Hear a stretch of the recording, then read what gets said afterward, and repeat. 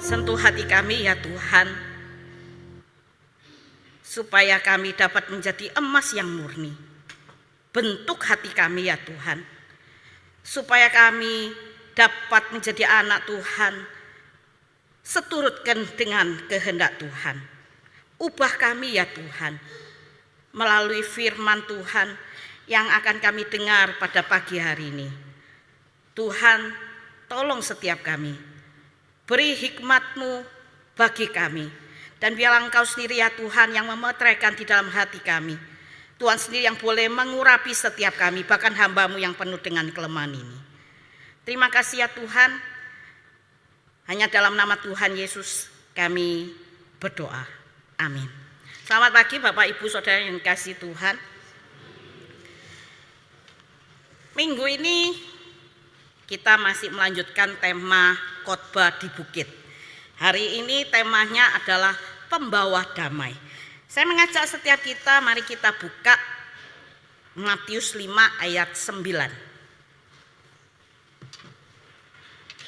Matius 5 ayat 9.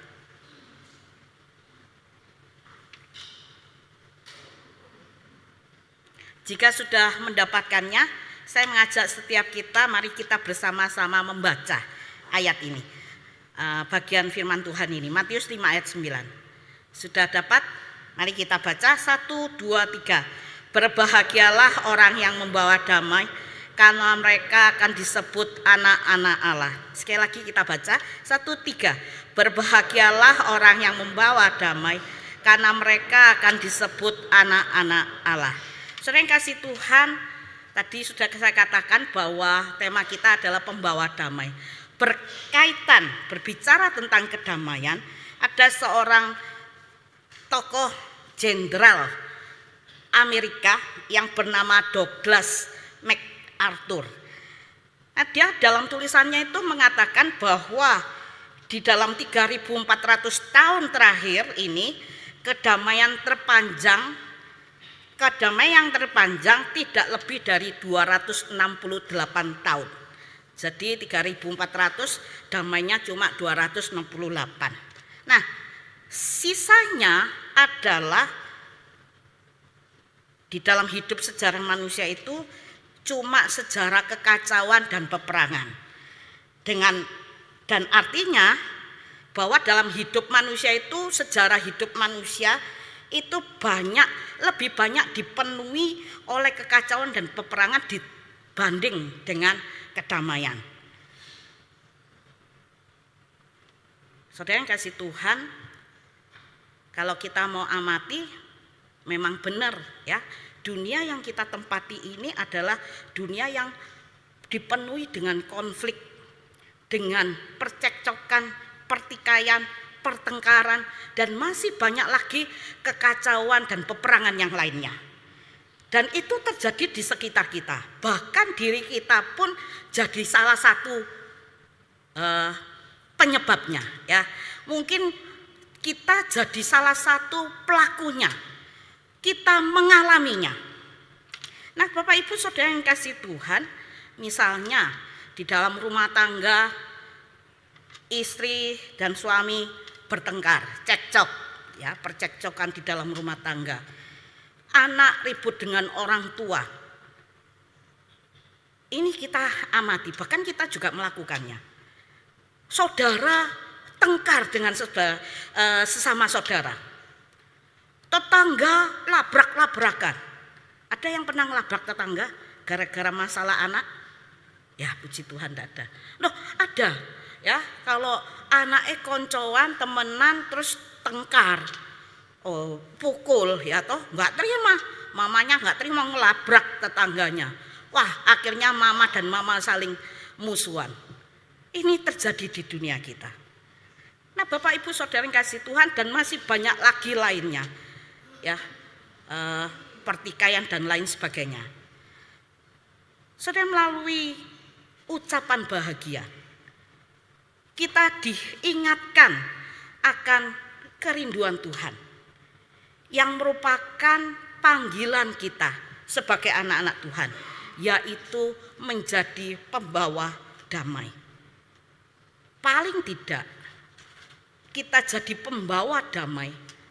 Tidak usah jauh-jauh kita pergi ke dunia yang sedang perang Israel dan Palestina. Tidak perlu. Tidak usah jauh-jauh sampai situ.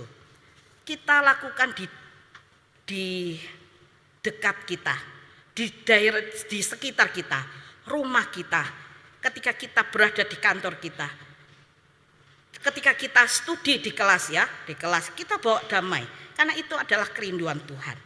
Nah, Bapak Ibu Saudara yang kasih Tuhan, mari kita perhatikan kembali bacaan kita. Berbahagialah orang yang membawa damai. Nah, Bapak Ibu Saudara yang kasih Tuhan, kalau kita perhatikan kata damai selalu diidentikan dengan tidak ada pertikaian, tidak ada masalah. Tetapi yang menarik adalah kata damai di dalam Alkitab, baik perjanjian lama maupun perjanjian baru, punya makna yang lebih luas dari bukan cuma sekedar tidak ada masalah dan tidak ada pertikaian. Mari kita perhatikan bersama-sama kata damai dalam Alkitab kita. Nah, saudara yang kasih Tuhan, kata damai dalam perjanjian lama itu memakai kata shalom.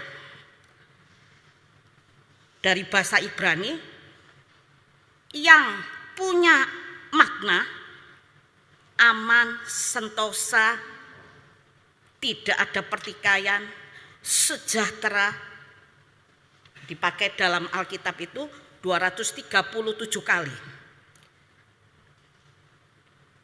Lebih lagi, makna shalom ini itu juga punya makna keselamatan. Ya, jadi lebih bagus ya dari ketimbang cuma sekedar tidak ada persoalan. Nah, kemudian dalam perjanjian baru, kata damai itu punya makna kurang lebih sama dengan kata shalom, yaitu aman, suatu keadaan yang tenang, suatu keadaan yang sentosa. Memakai istilah eirene dalam bahasa Yunani. Nah, Bapak Ibu Saudara yang kasih Tuhan, jadi damai itu di dalam Alkitab itu menerangkan suatu keadaan yang sungguh-sungguh nyaman, sungguh-sungguh aman, sungguh-sungguh tenang dan selamat.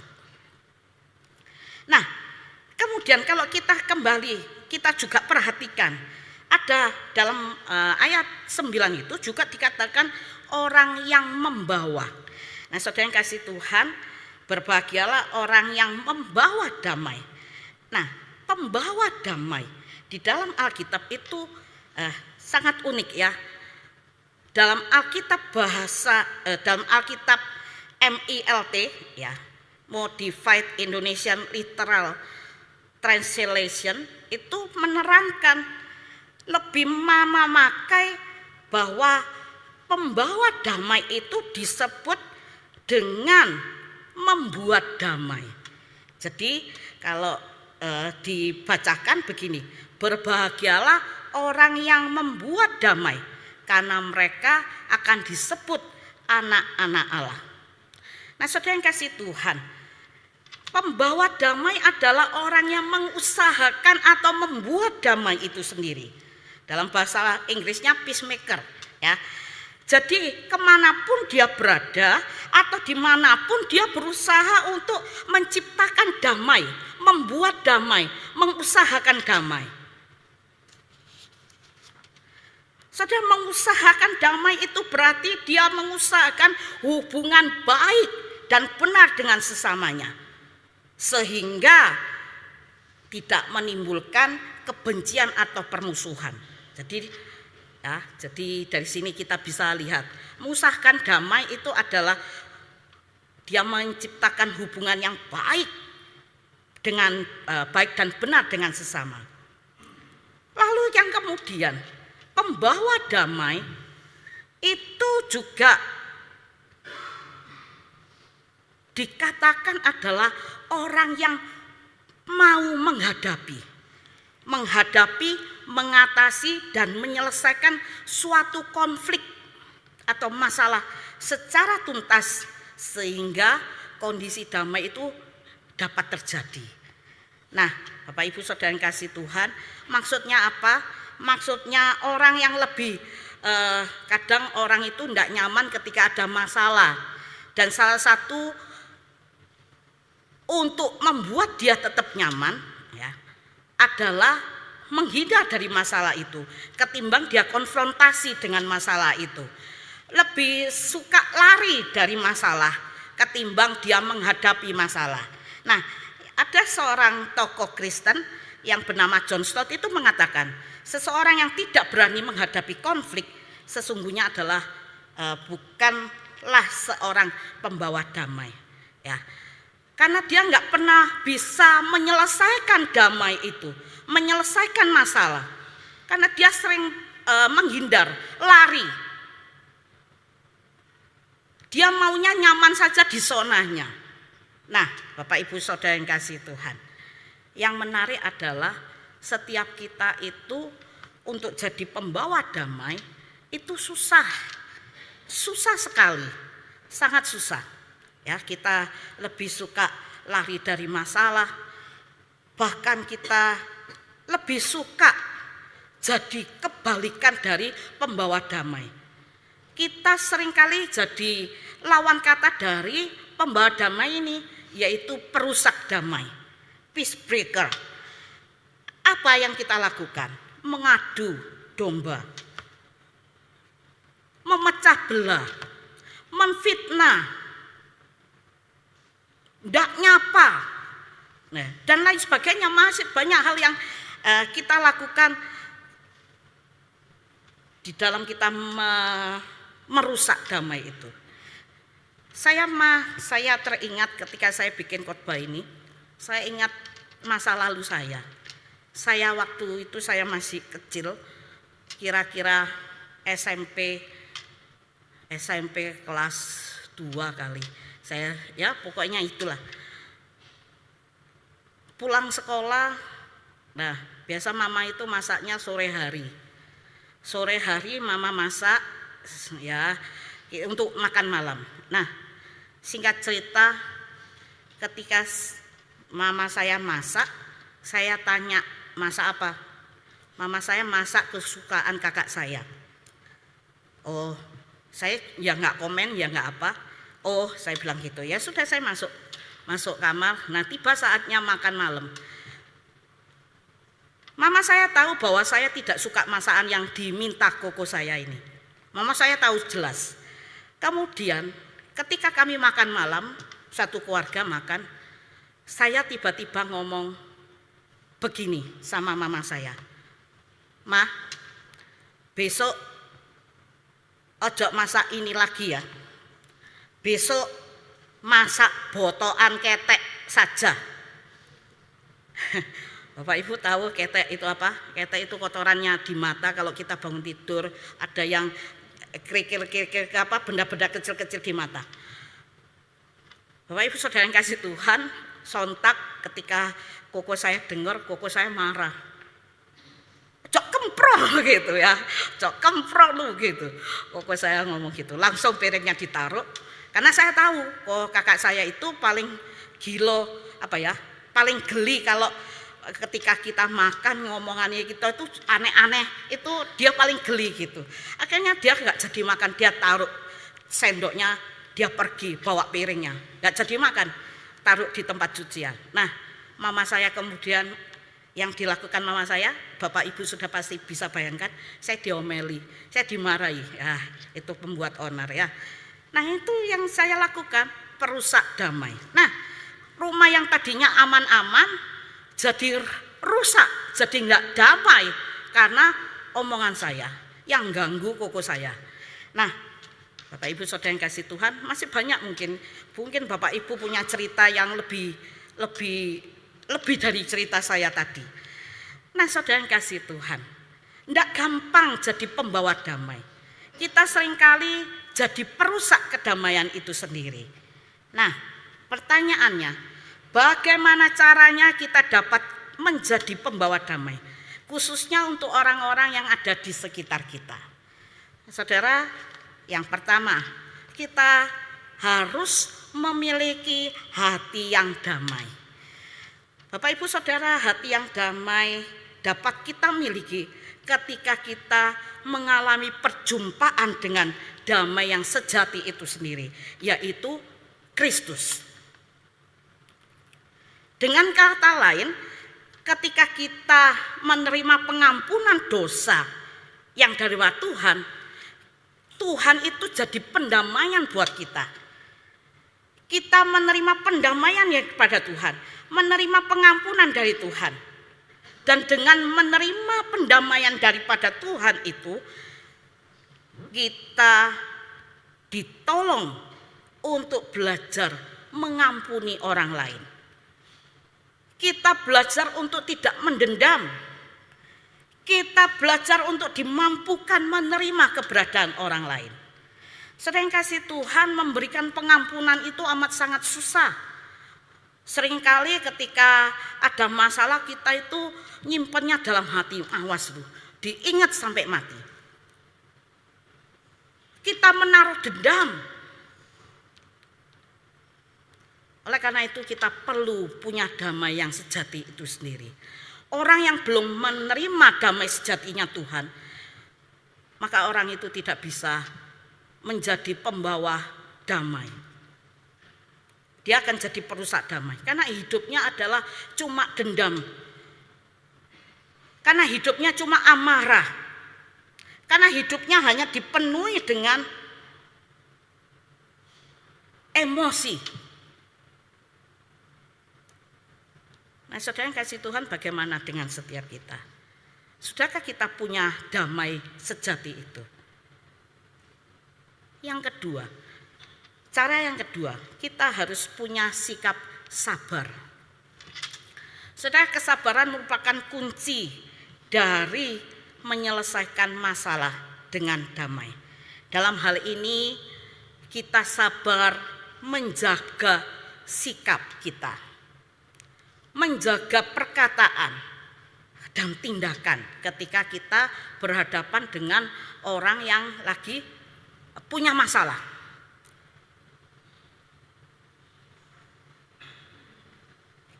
Orang yang punya masalah itu atau orang yang sedang ribut itu punya karakter yang berbeda dengan sifat kita, ya. Masing-masing kita punya karakter dan sifat sendiri-sendiri. Nah, saudara, kita perlu belajar menyikapi suatu keadaan atau permasalahan. Dan sangat penting buat kita untuk menjaga sikap kita, agar suasana damai itu tetap terjaga dengan baik. Saudara, kita perlu mendengarkan dengan seksama apa sih yang mereka alami sehingga mereka bertengkar. Apa sih yang terjadi kok sampai mereka ribut di dalam rumah tangga mereka? Saudara, mari kita mau belajar mendengarkan dengan seksama. Mari kita menahan bibir kita. Mari kita menjaga emosi kita. Kadang itu kita enggak bisa mengontrol emosi kita ketika ada orang yang cerita dengan kita, menceritakan mereka lagi bertengkar, ada orang yang menceritakan kesalahan orang lain. Dia ini korban dan lain sebagainya. Saudara, secara tidak langsung kita juga akan ikut membela, ya. Maksudnya emosi kita juga akan terpancing. Sampai-sampai kita juga akan mengeluarkan gak sopan orang itu. Nah, Bapak Ibu Saudara yang kasih Tuhan, mari kita perlu punya sifat yang sabar. Sabar di dalam menjaga perkataan kita. Sabar di dalam menjaga emosi kita. Sabar di dalam menjaga perilaku dan tindakan kita. Kemudian, yang ketiga, perlu kita harus berkomunikasi dengan baik. Cara yang harus kita lakukan adalah mengkomunikasikan sesuatu dengan baik. Nah, saudara, komunikasi yang baik dan terbuka itu sangat penting untuk membangun, ya, kepercayaan. kita perlu mengungkapkan. Kita perlu mengungkapkan apa yang ada dalam hati kita, dalam pikiran kita ketika kita hendak menyelesaikan suatu persoalan. Ataupun ketika kita hendak menyampaikan perkataan kita, sehingga orang lain itu tidak tersinggung dengan apa yang kita katakan. Jadi kita perlu mengkomunikasikan segala sesuatu dengan baik. Nah, kadang kita juga kesulitan, kan seringkali kita itu dalam mengkomunikasikan sesuatu dengan orang lain, kadang kita cenderung ceplas-ceplos, sonder mikir ya. Nah, Bapak Ibu Saudara yang kasih Tuhan, mari kita mau belajar berkomunikasi dengan baik. Secara khusus ketika kita menghadapi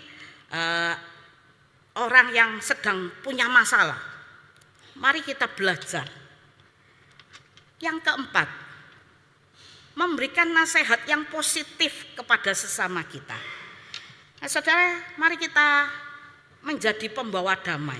Pembawa damai yang bisa memberikan nasihat yang positif. Bukan kita jadi kompor, memanas-manasi, jadi provokator. Misalnya ketika ada orang yang berkonflik, ya, kita itu enggak manasi, iya memang dia itu kayak begitu. Tapi mungkin bisa kita katakan sabar, doakan dia. Saudara yang kasih Tuhan, dan masih banyak lagi lainnya. Mari kita mau membuang, ya. Mari kita mau belajar jadi penengah yang baik, yang ikut ambil bagian untuk menciptakan ketenangan, kedamaian. Mari kita mengambil posisi yang netral ketika ada orang yang bermasalah. Nah, untuk mengambil posisi netral ini agak susah. Karena apa? Seringkali kita itu tidak jadi orang netral. Kita itu cenderung membela satu pihak. Ya, mungkin karena kedekatan kita dengan pihak itu, pihak lainnya kita tidak dekat, jadi kita membelanya pihak ini. Nah, itu kita sudah tidak netral. Jadi kenapa tidak netral? Karena kita cenderung memberikan pembelaan terhadap pihak ini, pihak yang kita kenal dengan sangat baik. Nah, Bapak Ibu Saudara yang kasih Tuhan, mari kita bersama-sama belajar untuk jadi penengah yang baik. Kita tidak memihak salah satu pihak yang sedang mempunyai masalah. Mari kita bersama-sama belajar untuk menasehati pihak yang sedang bertikai itu, supaya mereka akhirnya dapat berdamai. Yang kelima adalah mencari solusi yang terbaik. Saudara yang kasih Tuhan, mencari solusi yang baik, yang adil, dan yang menguntungkan semua pihak. Ini yang harus dilakukan oleh seorang pembawa damai. Nah, saudara yang kasih Tuhan, cara yang kita harus belajar membantu orang lain yang sedang bertikai untuk menemukan solusi yang terbaik, jalan yang keluar yang terbaik bagi permasalahan mereka. Nah, saudara yang kasih Tuhan, ini sekali lagi tidak gampang kita lakukan di dalam kehidupan kita. Kadang justru nasihat kita itu menjerumuskan. Tapi mari bersama-sama kita belajar. Kita memohon kepada Tuhan, memberikan hikmat, kebijaksanaan buat setiap kita untuk melakukannya di dalam hidup kita.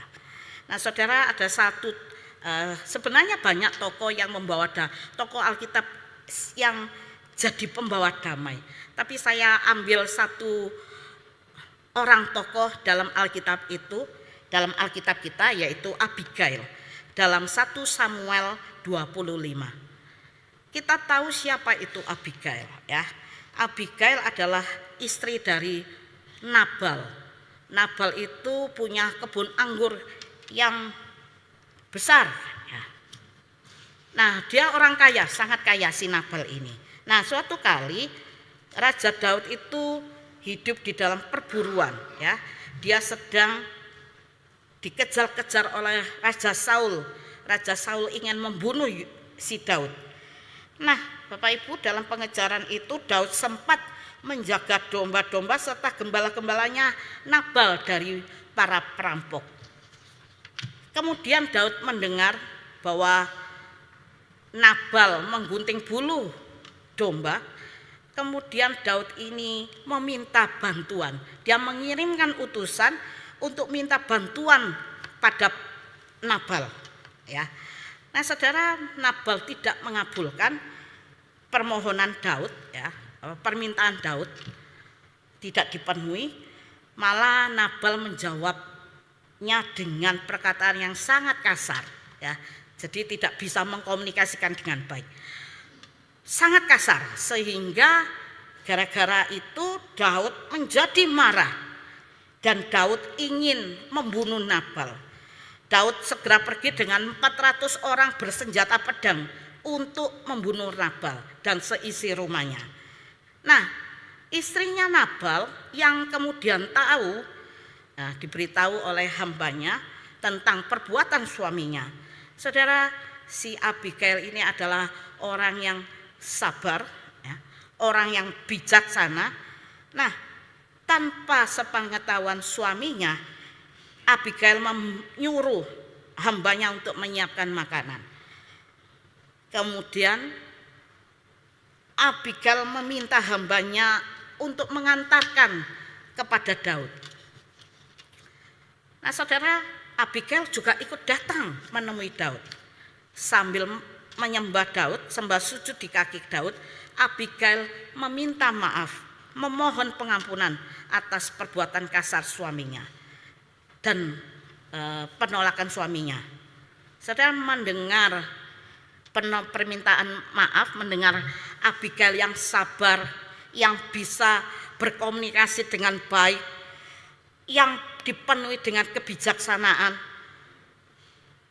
Abigail yang dipandang adalah penengah dari Daud dan si Nabal, ya. Kemudian melihat itu, Daud sadar bahwa Abigail ini dipakai oleh Tuhan untuk mencegah Daud berbuat dosa, ya, membunuh Nabal. Daud nggak jadi membunuh Nabal, walaupun akhirnya Nabalnya pada akhirnya juga mati karena serangan jantung dan minuman keras. Dalam 1 Samuel 25, ibu-ibu saudara bisa baca dari ayat 2 sampai 42. Nah, Bapak Ibu saudara yang kasih Tuhan, ketika kita menjadi pembawa damai, ya, ketika kita sudah melakukan cara-cara jadi orang yang bijak, sabar, berkomunikasi dengan baik, kita menciptakan damai itu sendiri. Maka yang menarik adalah dikatakan bahwa kita ini adalah orang yang berbahagia karena kita jadi orang yang mengusahakan damai itu sendiri. Di dalam bahasa Yunaninya memakai kata makarios. Makarios itu berarti diberkati. Saudara, yang dimaksud berkat di sini adalah bukan berkat berhubungan dengan berkat jasmani, tetapi lebih berhubungan dengan adanya suatu berkat yang lebih daripada cuma sekedar berkat rohani, yaitu pengakuan, ya, berkat pengakuan kita disebut anak-anak Allah. Kita diakui oleh Bapa kita. Nah, saudara yang kasih Tuhan, kita diakui sebagai anaknya, dan itu menunjukkan adanya relasi yang intim, relasi yang dekat. Kita jadi anak-anaknya Tuhan. Relasi yang begitu dekat, begitu intim. Oleh karenanya, sebagai anak-anak Tuhan yang punya kedekatan dengan Bapa kita, mari kita mau setiap harinya mau belajar semakin serupa dengan Kristus, yaitu menjadi pembawa damai di tengah-tengah masyarakat yang ada di sekitar kita. Bapak Ibu Saudara yang kasih Tuhan, bagaimana dengan setiap kita? Sudahkah kita menjadi pembawa damai untuk sesama kita yang ada di sekitar kita, bagi keluarga kita, bagi teman-teman kita, bagi istri, anak, ya, keluarga, istri, anak. Mari kita mau belajar seperti Abigail, yang sabar, yang bijak, yang dapat mengkomunikasikan dengan baik, yang dapat menyelesaikan masalah dengan baik, dan membawa kesejukan, bukan malah sebaliknya. Biarlah Tuhan boleh menolong kita. Mari kita semua, saudara dan saya, belajar. Memang tidak mudah, tapi percayalah bahwa Tuhan sendiri yang akan menolong setiap kita. Saya mau menutup renungan ini, khotbah ini dengan tadi petunjuk hidup baru, ya. Ibrani 12 ayat 14a, ya. Mari kita baca bersama-sama dan biarlah ini jadi komitmen kita, berusaha untuk damai dengan sesama kita. Mari kita baca bersama-sama. 1, 2, 3. Berusahalah hidup. Ya, mari kita mau sekali lagi kita mau baca supaya kita menjadi tekad kita, berusaha hidup damai dengan semua orang, siapapun itu. Entah keluarga kita, entah sahabat kita, entah tetangga kita, entah teman kita. Mari kita baca sekali lagi. 1, 2, 3. Ibrani 12 ayat 14a. Berusaha hidup damai dengan semua orang. Kiranya Tuhan boleh menolong setiap kita. Amin. Mari kita berdoa. Tuhan yang baik, tolonglah kami supaya sungguh-sungguh kami boleh menjadi anak Tuhan yang semakin serupa dengan Tuhan. Kami boleh memenuhi panggilan-Mu ya Tuhan, menjadi pembawa damai, baik itu buat keluarga kami, buat istri, suami, anak-anak kami, orang tua kami, teman kami, sahabat kami. Tuhan, tolong Tuhan, berikan hikmat Tuhan, supaya kami dapat menjaga perkataan kami. Kami boleh mengalami damai yang sejati daripada Tuhan. Kami boleh belajar mengkomunikasikan segala sesuatu dengan baik. Kami boleh dapat dipakai Tuhan menjadi penengah yang netral. Kami dapat memberikan, ditolong Tuhan, belajar memberikan solusi yang terbaik ketika ada masalah yang terjadi di hadapan kami. Ya Tuhan, tolong setiap kami, mampukan kami untuk menjadi pembawa damai bagi dunia yang tidak ideal bagi setiap kami. Terima kasih ya Tuhan, hanya dalam nama Tuhan Yesus kami sudah berdoa. Amin.